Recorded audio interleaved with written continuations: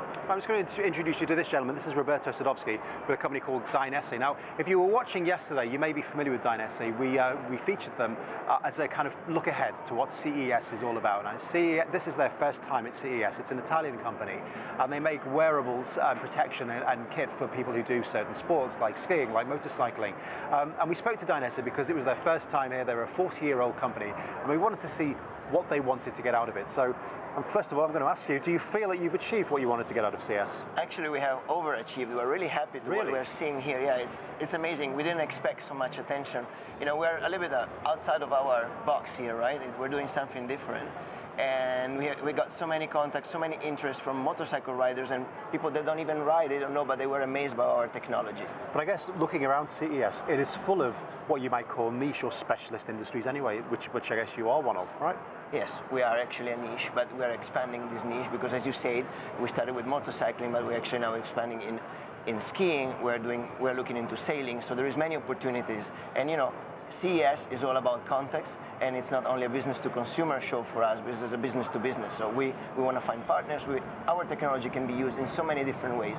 So we're really happy what we're seeing so far. Well, let's just explain to our viewers what that technology is. Just to recap, I'm going to put it very simply. I'm sure there's a lot of science behind it. But you basically created an airbag, but for motorcyclists to wear, which predicted if they were going to crash. Is that right? Correct. Yes, that's absolutely right. There is an electronic platform which is integrated in the suit or in the jacket, and this platform detects actually when there is an imminent crash. There is gyroscopes, accelerometers, all kind of sensors, and those sensors talk together very fast, 1,000 times a second, and when there is an imminent crash, they send a signal, and the generator goes off, and the airbag pretty much inflates.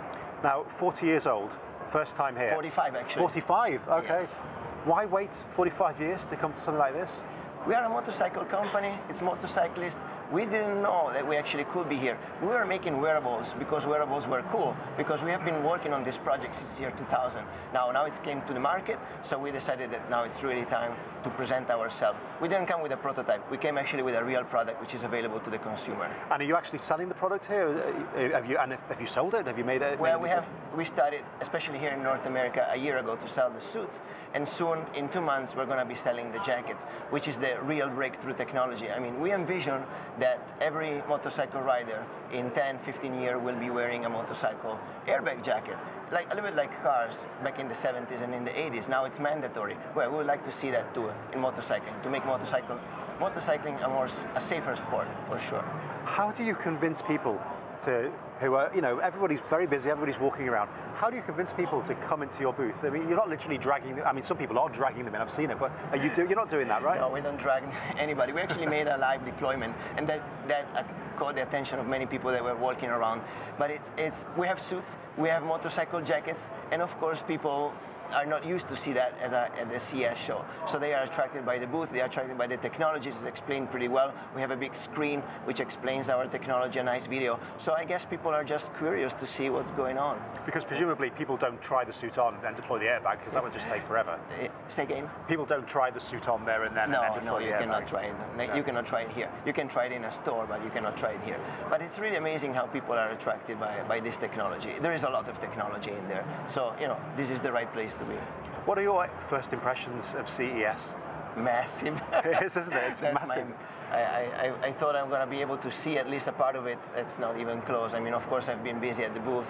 We have been busy, but my first impression is massive. There is so many different technologies, so many different things. But honestly, I was a little bit, we didn't know exactly what to expect. I think we really fit. We really fit here. Yeah. Okay, and just very finally, will you come again? Or, yes. do you have to, I mean, would you come again year on year, or would you wait until you had another product that you felt really needed, would get that mass impact? We're developing quite fast, and we're going to be having something new already next year. So we are definitely going to be coming next year again. Okay, hopefully see you next year. Make sure you get some sleep though before then. Stock up on your sleep. All right, that's Roberto Sadowsky from Dainese. Stay with us here on CGTN. We've got more for you later. Up next, it's the markets.